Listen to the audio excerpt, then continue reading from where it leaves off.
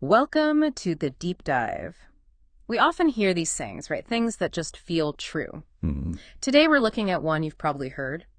Mom teaches love. Father teaches survival. A classic one, definitely. It resonates, doesn't it? You sort of instinctively get it. The mother's warmth, the father's push towards the It world. gets into something intuitive. But like a lot of these things, when you dig deeper, well, that's what we're doing today. Our mission here is to take that saying and really hold it up against what modern psychology and sociology are telling us. Sure. Is it scientifically sound? What are the specific ways mothers and fathers contribute? And how do the roles, mesh together for a child's development? It's a really great topic because, well, while the saying reflects certain historical trends, maybe the reality research shows us now is it's much more complicated. More complicated how? Well, it's more overlapping, more synergistic, you could say. Effective parenting, it seems, blends nurturing and challenging. And that blend isn't strictly tied to gender anymore, not like the saying implies. No. Okay, interesting.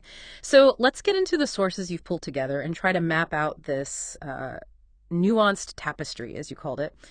Let's start with the love part, the maternal role. What are the sources telling us about a mother's unique input there? Okay, so consistently, the sources really point to mothers playing a key role in setting up a child's basic attachment style, their sense of emotional security. Attachment style, like how they connect with people. Exactly. Think of John Bowlby's attachment theory.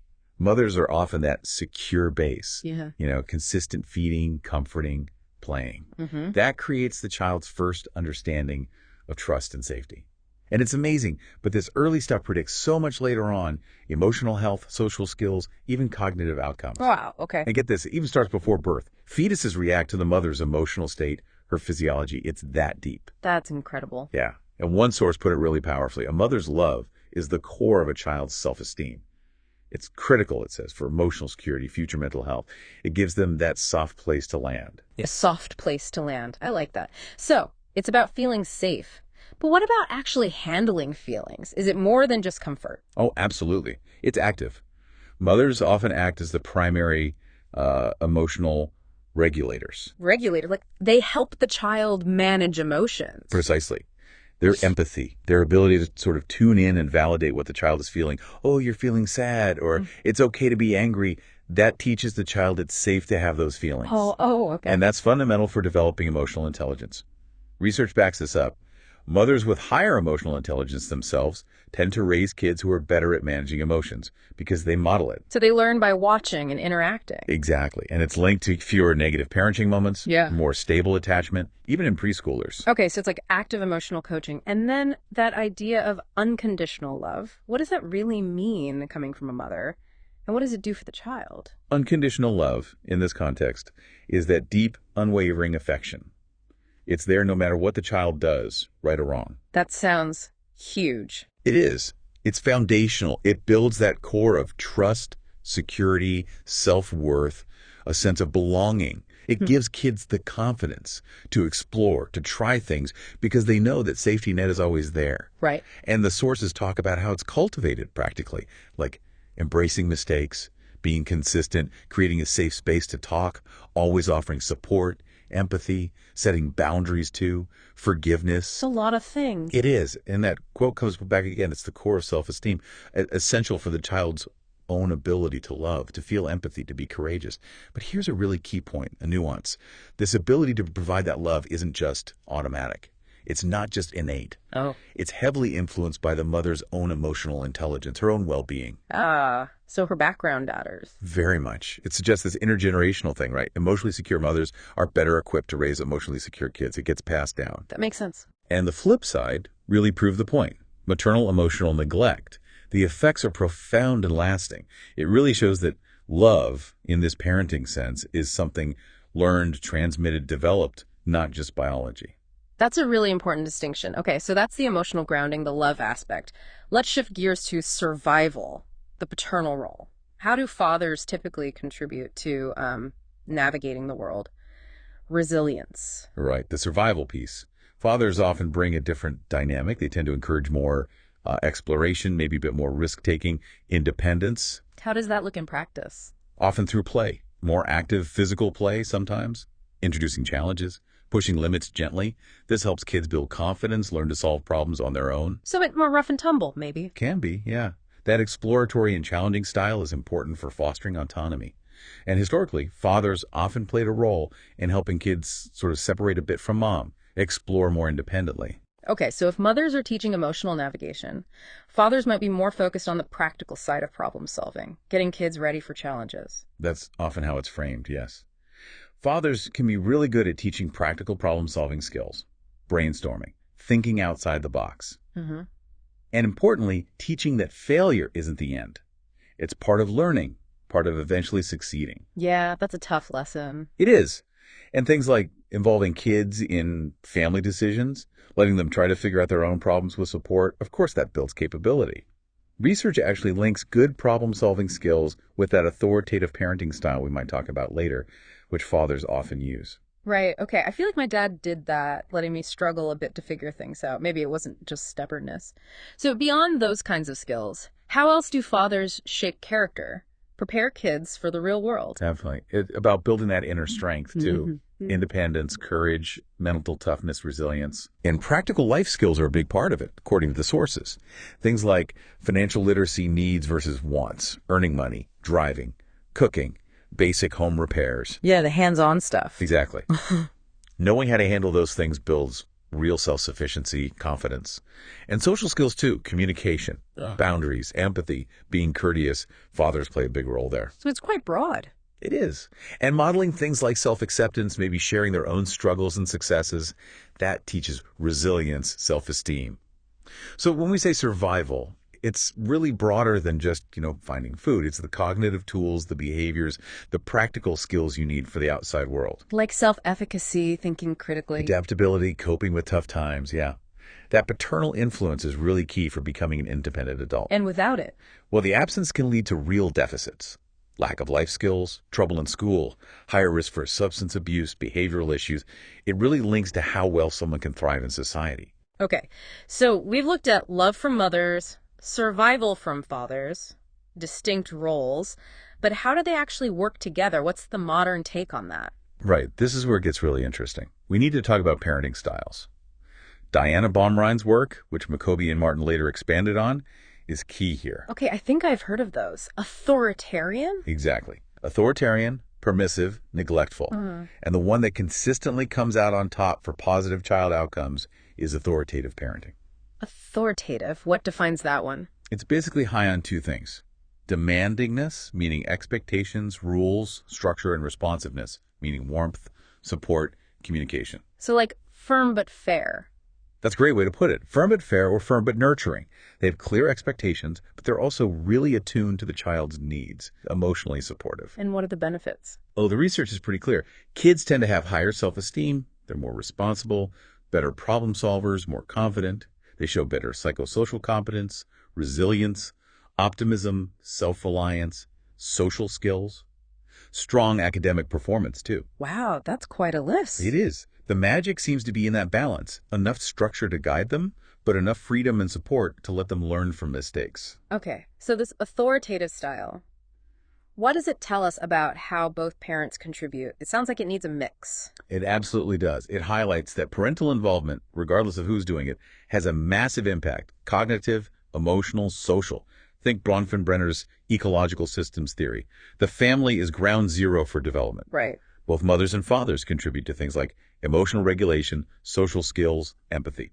We see paternal support linked to better emotional intelligence and self-esteem, just as maternal input is key for regulation and empathy. So it's not so clear cut. Not at all.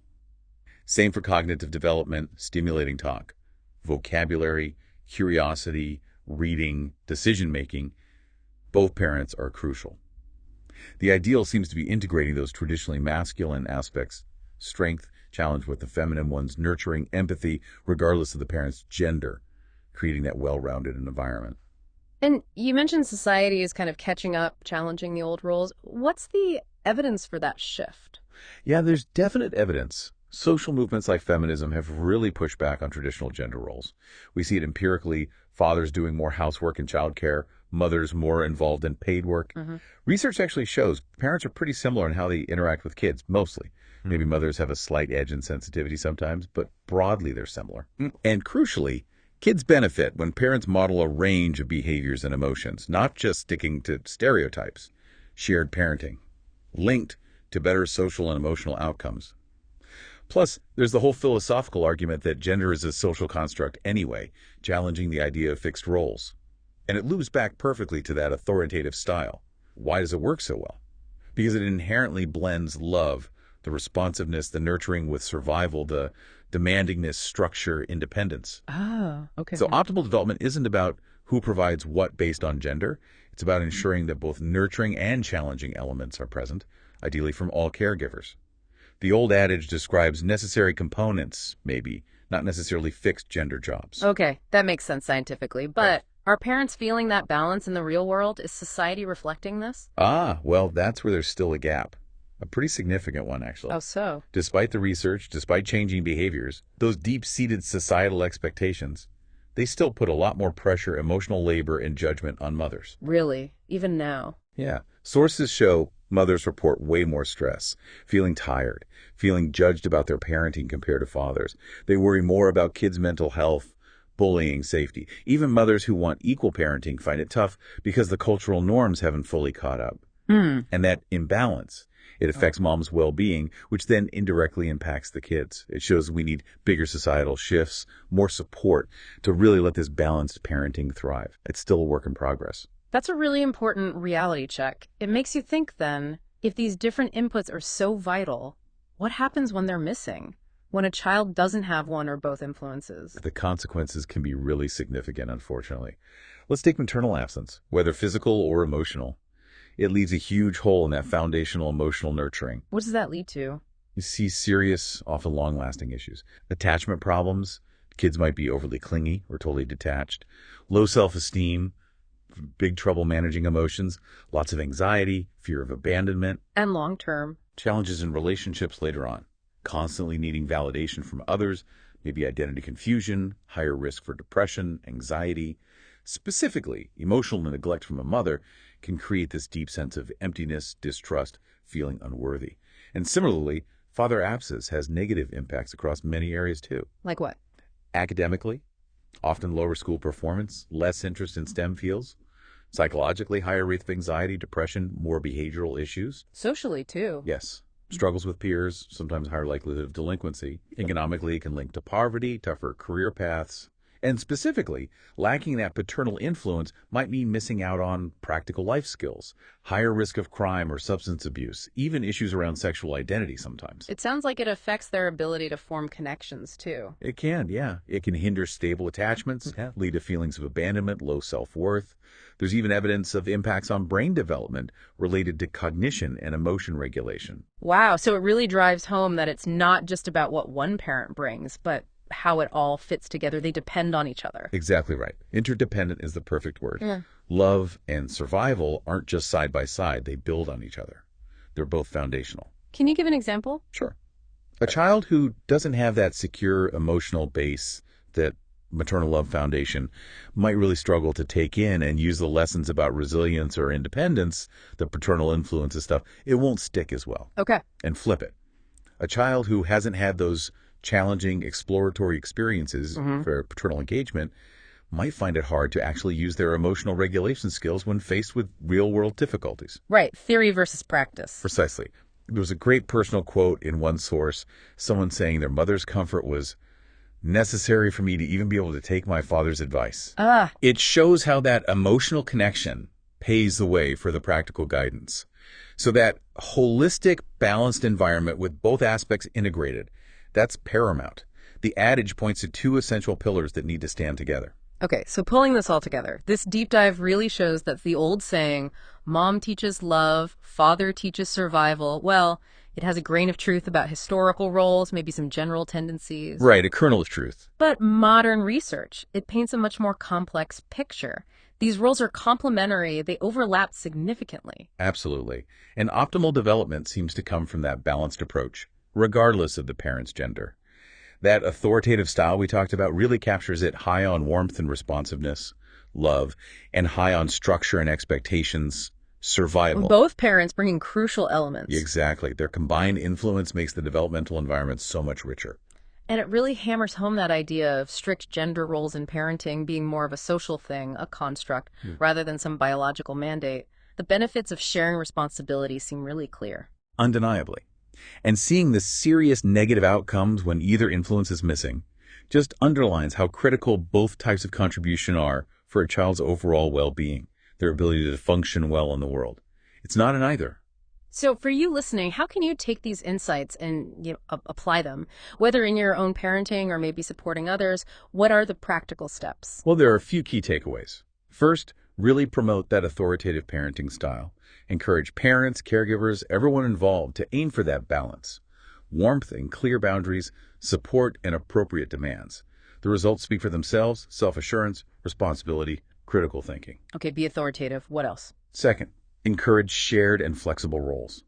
Really push for both parents to be involved in all aspects: emotional support, discipline, homework help, life skills, the works. It breaks stereotypes, models diverse behavior, strengthens bonds, and boosts development. Makes sense. Shared load, better outcomes. Third, support parents' emotional well-being.